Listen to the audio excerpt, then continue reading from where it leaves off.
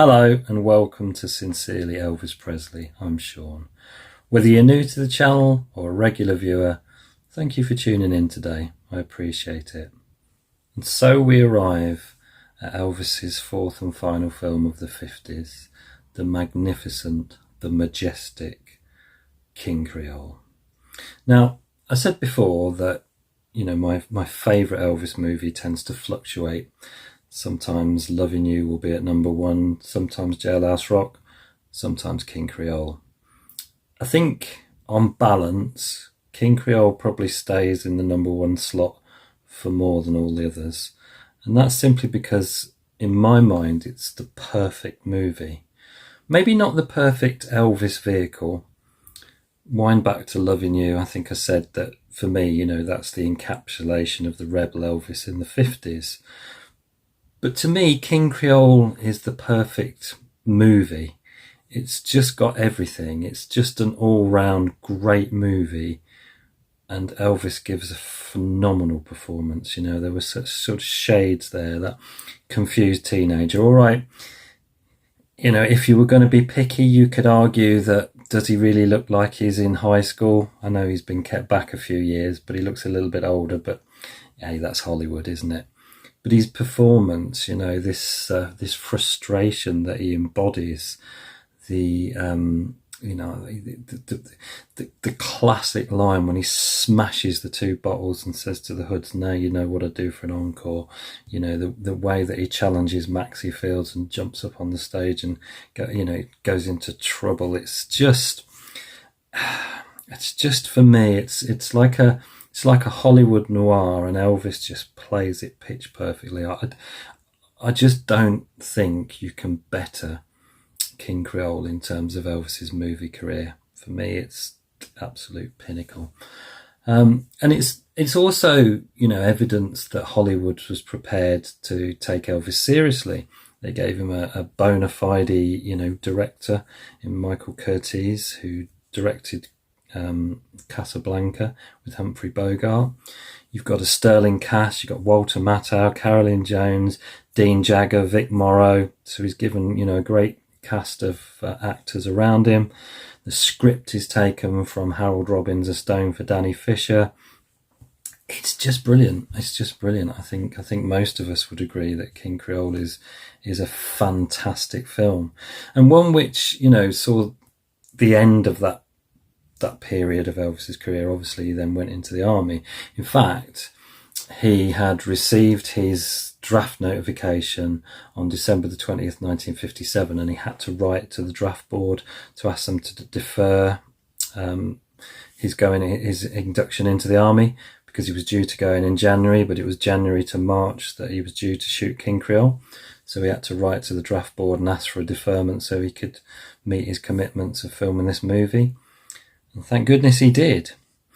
The only thing I never really understand is why they trimmed Elvis's sideburns off, because I always thought to myself, was it that sort of a transition, that gradual, he's going into the army, folks, so, start getting rid of some of that familiar Elvis bit by bit. I don't know, because,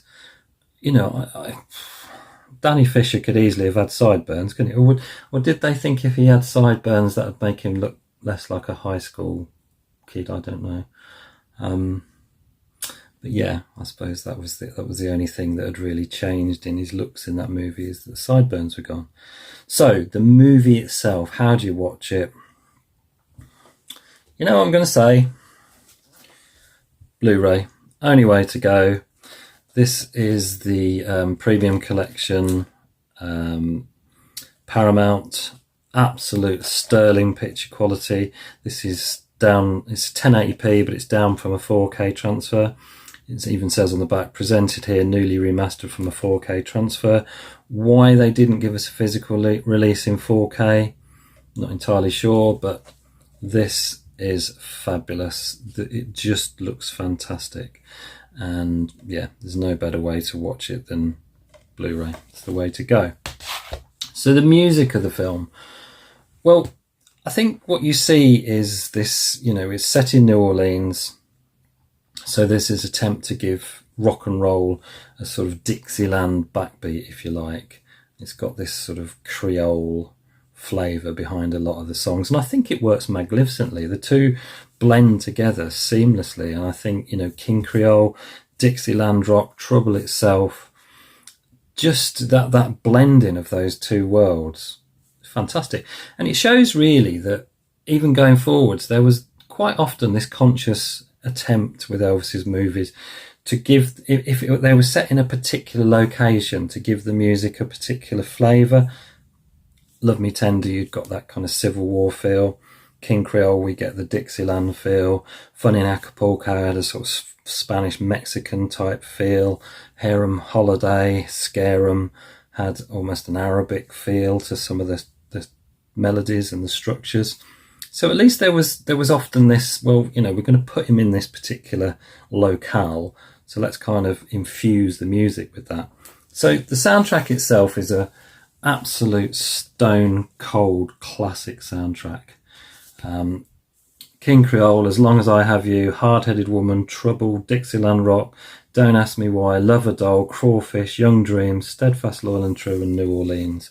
I just don't, there's not a weak track on it. So this is my red spot 60s pressing of King Creole. I do have this later public domain press, which is on the Dole label. The cover stays reasonably faithful to the original back cover, and quite often, as it's this public domain modern pressings, they like to put them out on coloured vinyl, so this is your yellow vinyl. And do we get any extra tracks? No, we don't. It's a straight repro of the original album. Now, there are other public domain releases available, but as I said when I talked about Loving You and the fact that some of the other releases can't be bothered to put a period correct picture on the front, with King Creole there's two that I've seen. There's this one. Now this is Wax Time, and I'm a bit surprised at their sloppiness. Jailhouse Rock photograph for a King Creole soundtrack. No. But even worse, even more criminal, is this one. Viva Las Vegas photograph. King Creole soundtrack. Why? No. The only other piece of audio I do have specifically with King Creole are this rather nice little bootleg on the Cajun label. Now, whether Cajun ever put anything else out, or it just called itself Cajun because it was down in the bayou in New Orleans, I don't know. But there's a Man in New Orleans, the King Creole outtakes, and this is a brilliant little CD. There's a variation come out in vinyl in recent years called the King Creole Sessions, which has a very similar cover to this. I think there was a red vinyl version and a yellow vinyl version. But I don't know if that's going to come out because there's a bit of glare going on there, but you do get lots of lovely outtakes from the King Creole soundtrack there. Now I'll try and get out let's have a look. What do we get behind? Let's get a photograph behind the actual disc. And I will try and get this out, but it's one of those that's got it's making it. Sometimes I find when they've got a little lip there and the inlay is quite thin, it can sometimes be difficult to get them out, but that wasn't too bad. So this does say, I believe, that you don't get Hard Headed Woman, Dixieland Rock, Don't Ask Me Why, or Danny. And it says, we have not been able to locate any outtakes or acetates of these songs, therefore they're not included on the album. So, yeah. Not a bad little booklet, that. Not a bad little booklet at all. And obviously with King Creole you've got FTD releases, you've got the FTD classic album CDs, you've got the FTD vinyl, but I haven't got any of those because I haven't got a fortune in the bank. So that's what I've got recording wise for a fabulous soundtrack. I mean, just in terms of the sound, just when that film opens, you've got Crawfish coming in, and that scene with the street cleaners singing and doing a to and fro with Elvis on the balcony. What an opening to a film. I mean, for me, Crawfish has always been one of my favourite songs anyway. In fact, in the recent Baz Luhrmann film, the way they mixed it with Fever and did that Craw Fever remix, I thought that worked really well too. But yeah, I love Crawfish to bits. In fact, I love the soundtrack to bits. That's the thing, you know, to me there's just not a weak spot in this film at all. It doesn't, the plot doesn't flag, the plot, you know, the characters are all well rounded. It's just, you know, you've got Dolores Hart, that had been with Elvis in Loving You and then came back for King Creole. It's every single bit, it's so tightly wound. The soundtrack's brilliant. Elvis looks brilliant. His performance is brilliant. The supporting actors are brilliant. It's filmed really, really nice and film noirish. Just perfection.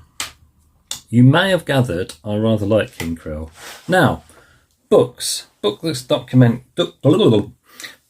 document King Creole. Now, in some ways, this is going to feel a little bit like Groundhog Day from when we spoke about Jailhouse Rock, because what we've got is a Rijff book, an inside book, we've got a Joe Tunzi book, we've got a frame-by-frame book, and we've got a big FTD box. So far the same, really. It's almost an exact replica. So I don't know whether, I think that probably speaks about what reverence these films deserve and what attention they've got, and that's why so many people have put out titles just on these particular films. And we have got one extra one here, but it's a kind of amalgam. Those of you that are familiar with the FTD releases will probably know what I'm talking about, but we'll get to that. Let's start with this Inside King Creole. Now this is Rijff, Jean-Paul Commandeur and Glenn Johnson, and this is really, really nice. I think this actually ups the ante to both the insides that they did with Loving You and Jailhouse Rock. This one is really, really nicely done.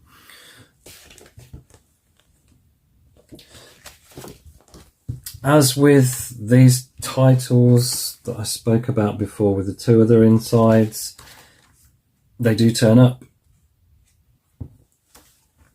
but not all that often. And you just get some glorious photographs and information in this one. Just fabulously done. It really is fantastic. All sorts of bits and pieces and information on King Creole. What we got there? We've got little extracts from the script.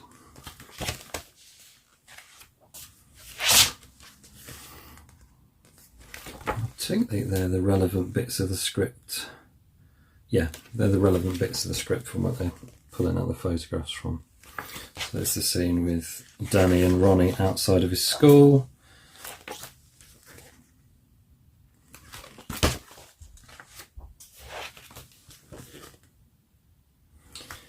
Can't go wrong with these inside books.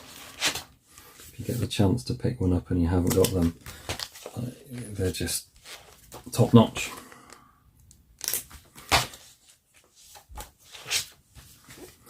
This one, as you're seeing, is very, very photograph heavy. I think there's probably more text in the other two inside books.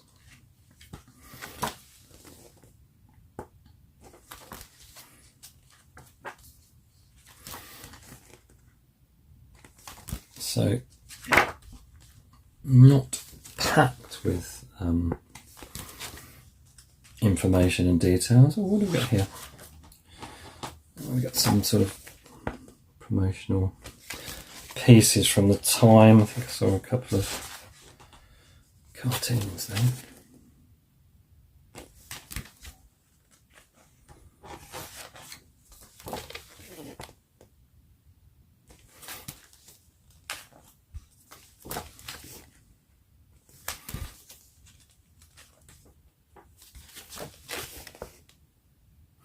I think if I remember rightly, there was a bit at the back. Yeah. So this is the results of a personal odyssey by Bernard and Julie Roughton. And it sort of takes you through where the filming locations were. It's a sort of journey through New Orleans as it was. Actually, when was this book? So this was the second printing from September 1999.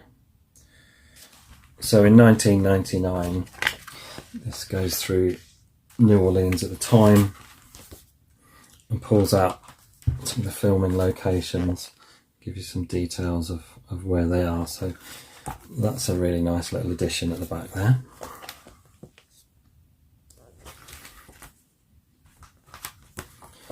You've got quite a lot of information there. It's a really interesting little read. There's the pier from the end of the movie.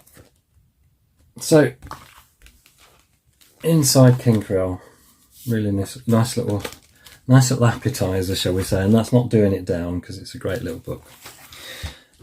Then we move on to Joe Tunzi's King Creole book with Paul Lichter. Now I have to say, as with the Jailhouse Rock book that Joe Tunzi did, there's not a lot that you won't have seen in this book.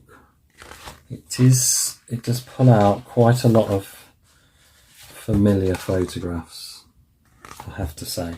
Nice little hardback edition though it is. So we start off with details of the recording sessions and some photographs from inside the recording studios.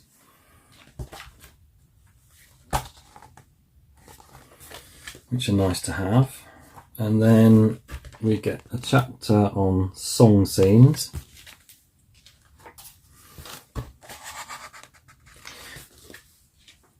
But as I say, there's the other doll. It doesn't really do anything to characterise itself and set itself apart, this book, I'm afraid to say. It's one that isn't particularly easy to get hold of these days, and would I recommend that you go out of your way to track it down? Probably not. And that's not to say it's a bad book, but you know, I just don't think it does anything to sort of stand out from the crowd, this one. I've got it because of course I love King Creole, and anything with King Creole in it I'll add to the collection, and you may well feel the same. But if it's something that you don't have, I'm really not going to be in a position to recommend you go out of your way to hunt it down, because I don't think it warrants it, to be honest. Nice little book, but there's Red West on the set with Elvis. But yeah, and we'll finish with some publicity stills.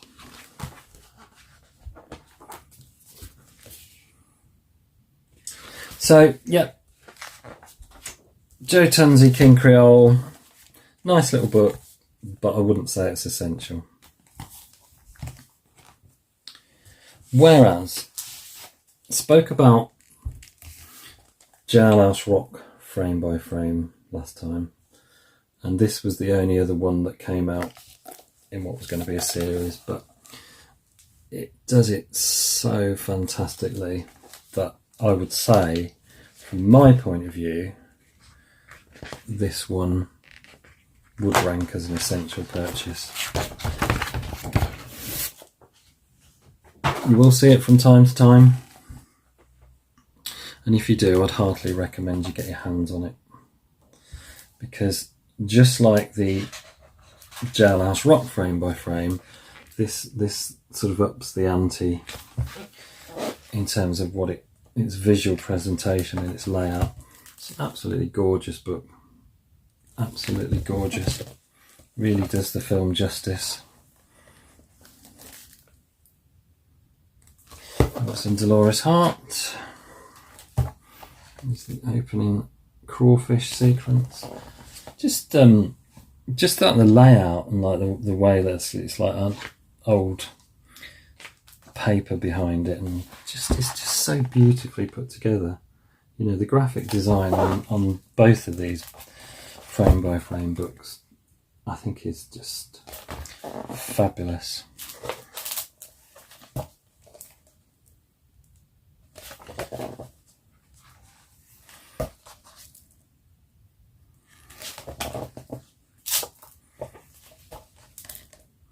I think it will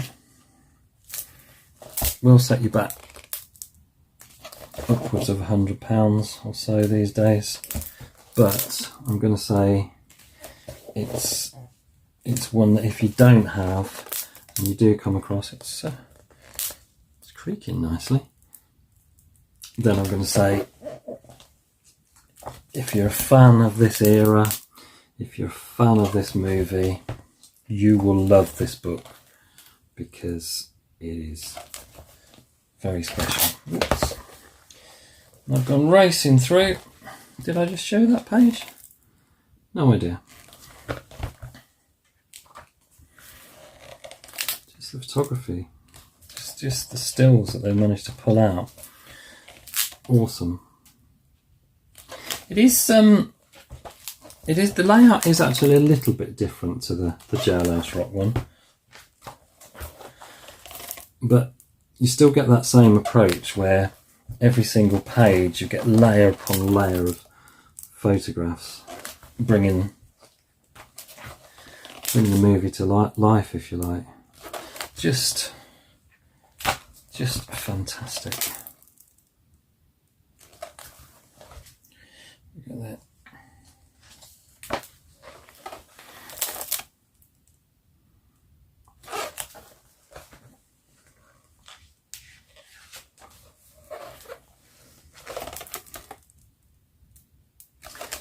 Beautiful, and quite impossible to try and hold up.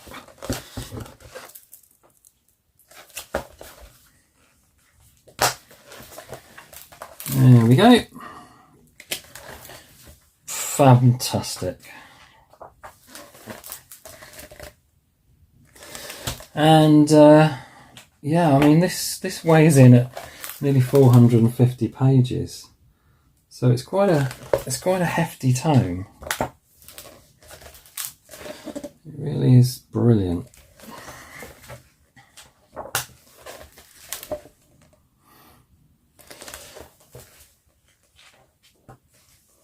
This is some behind the scenes photography here.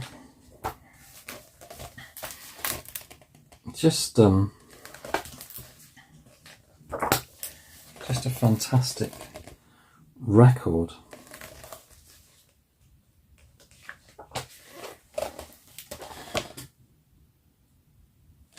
So yeah, this one gets an essential purchase recommendation from me. I think it's right up there. Just brilliant. And we got some mean and moody publicity stills.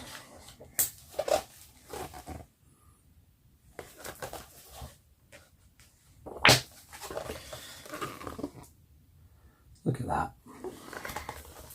Just perfection. Can't praise this one highly enough.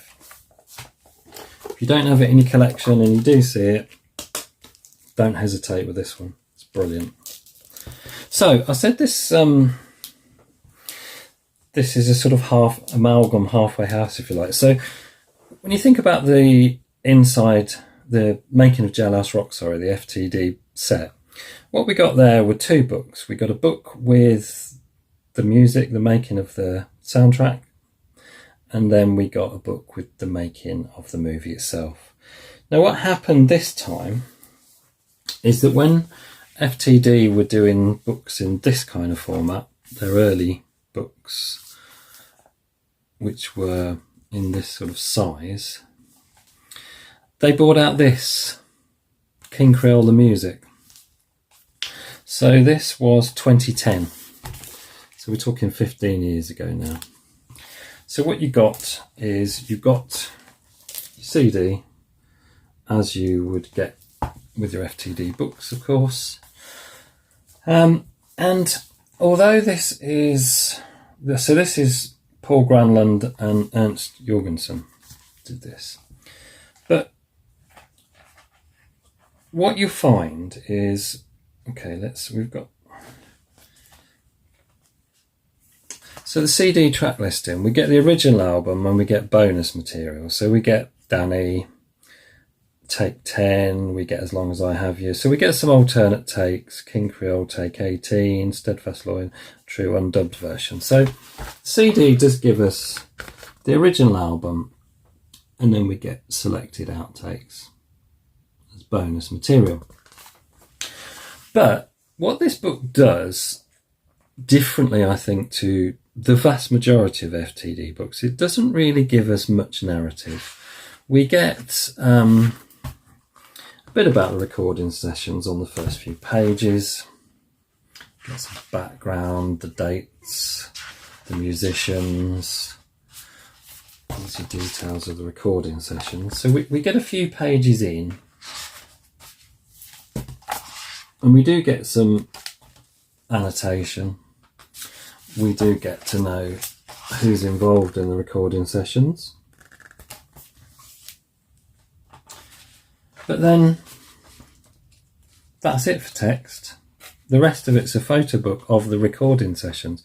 Now, in its own right, that's perfectly okay, because we rarely get so many photographs of Elvis in a recording studio in one lot of sessions. So I can understand the need to document that, and absolutely right, it's brilliant. But it makes it strange for an FTD book in that it's purely about photographs, which, when it's about the music, you'd kind of expect a little bit more than you actually get in terms of detail. But you get that little forward, and then that's about it. So it is literally all these glorious photographs of Elvis in the studio recording the King Creole soundtrack. But yeah, there's not a lot else, and that's fine as a standalone release, absolutely.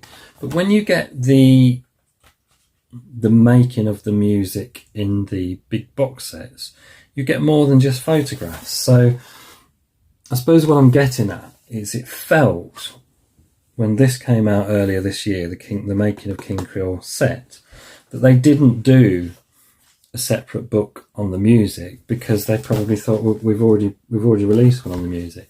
But I don't think that's necessarily true, because, let's say, this is just a photo book, and those making ofs usually have more to them in terms of detail and narrative. So yeah, it's a bit of a strange halfway house we ended up with King Creole, because it didn't follow the pattern that Jailhouse Rock had set. It didn't follow the pattern that Blue Hawaii had set, because that did exactly the same. You got two books there. Whereas we end up with one with King Creole, albeit a nice big chunky one and a beautiful one. But yeah, it just seems like it ended up as a bit of a, they couldn't decide quite what to do. This is a great book. You don't need to pay a fortune for this one on its own. You should be able to pick this up £50-60 if you get in at the right time. They do come up. And then you get photographs of the music in the film, so Dixieland Rock, and the tracks that were recorded being performed as they were in the movie. There's another doll. So it is a great book. It is a very, very nice book, but as I say, I think it's just a little bit of an odd sort of compromise we ended up with.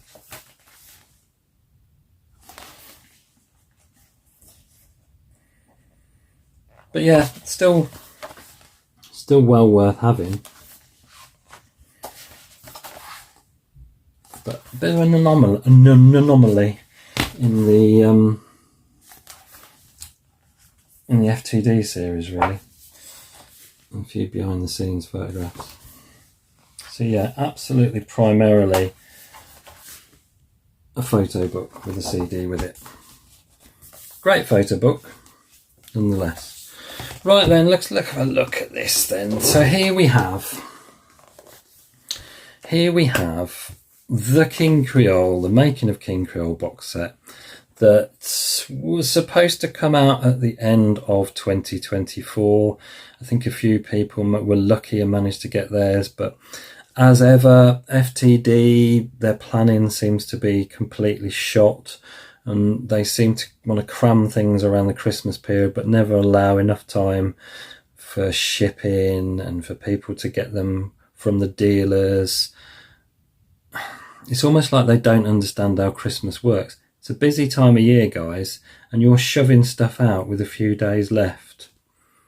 You need to get your act together. Sorry, but you do. So, what have we got? This has been shown on other channels, but worth having a little look at.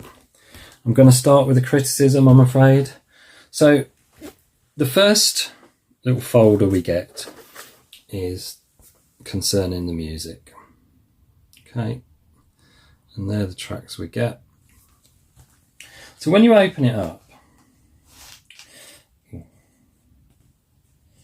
just realised what's in here. This is a nice little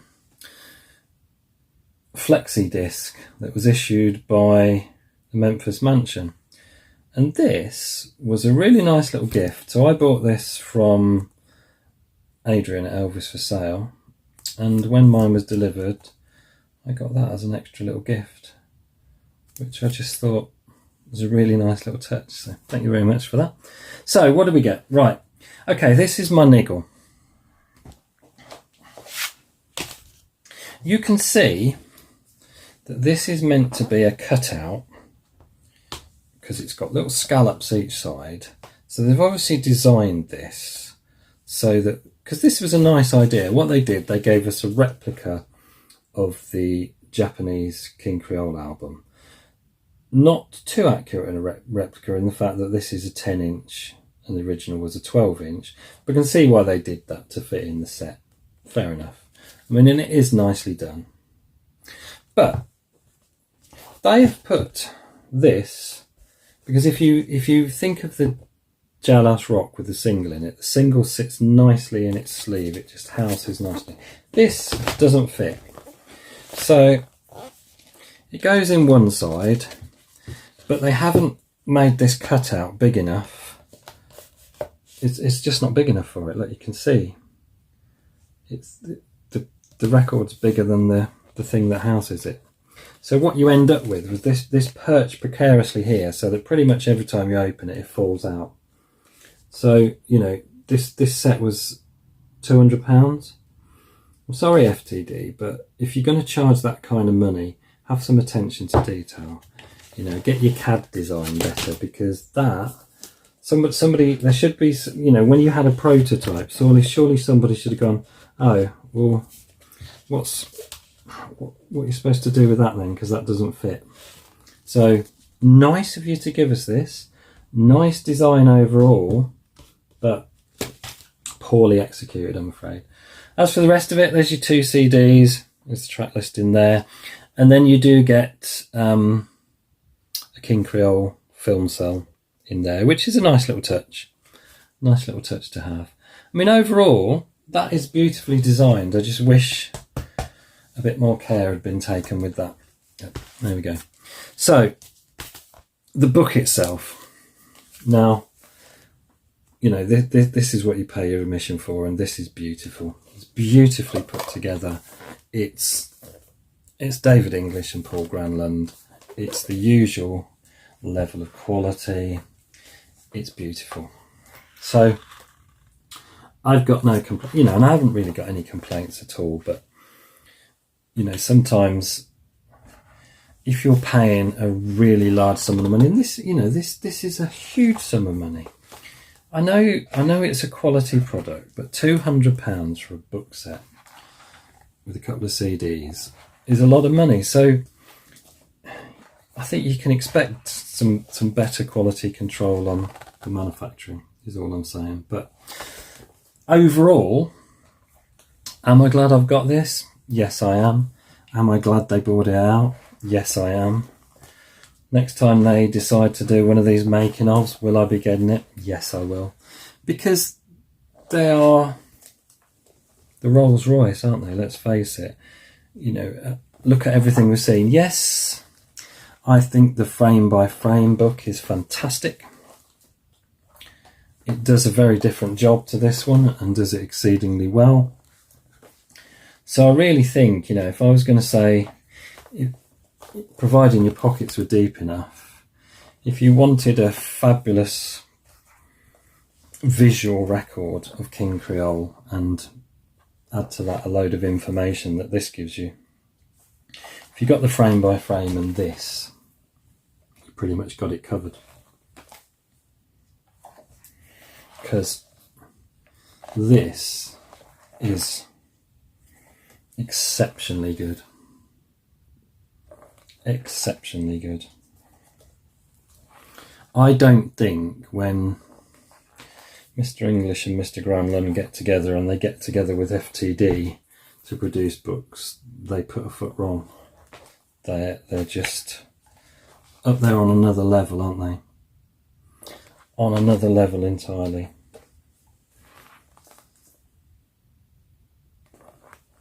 This is very, you see that with the script and the way that's laid out in the pictures, it's very reminiscent of the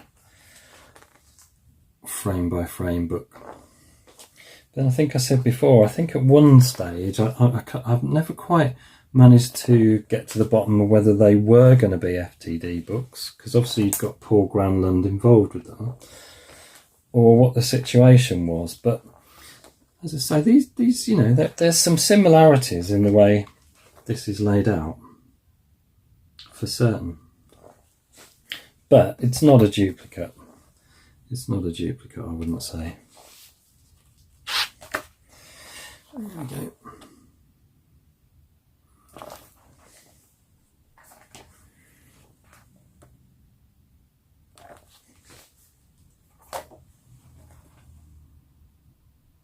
Let me know what you think in the comments. Did you get this? Did you think it was too expensive?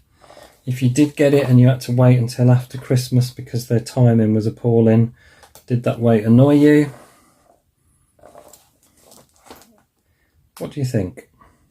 I love to read everyone's comments and see everyone's different take on it, because I know sometimes I'm prone to whinging a bit about things that aren't quite right, but I can't help it.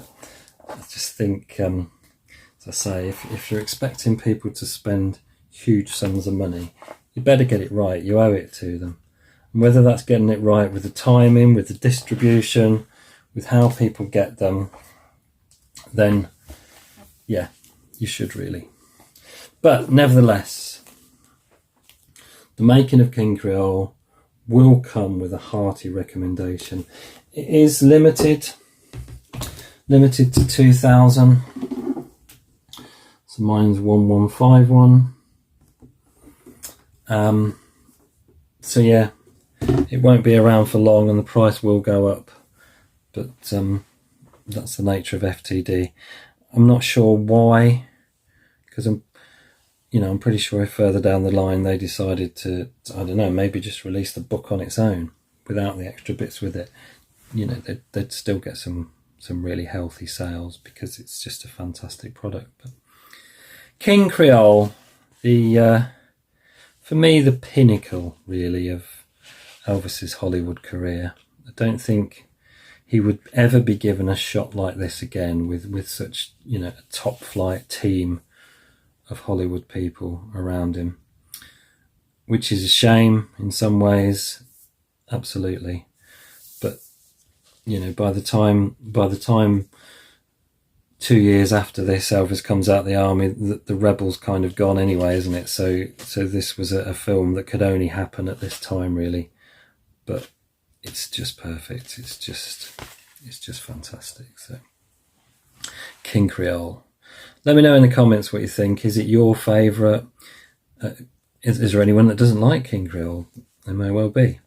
Let me know why. But yeah, I hope you got some enjoyment out of that.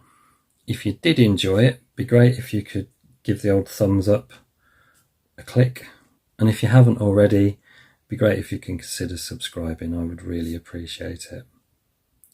I talked at the beginning about Elvis writing to the draft board to defer his army induction. So we've got to 1958. I think what I might do next time, I might take a look at 1958 to 1960 and Elvis in the army and see what bits and pieces I have in my collection that relate to that. I think that's what I'll do. So have yourselves a great week, and until next time, take care. Ta-da. We'll meet you again. May God bless you. Adios.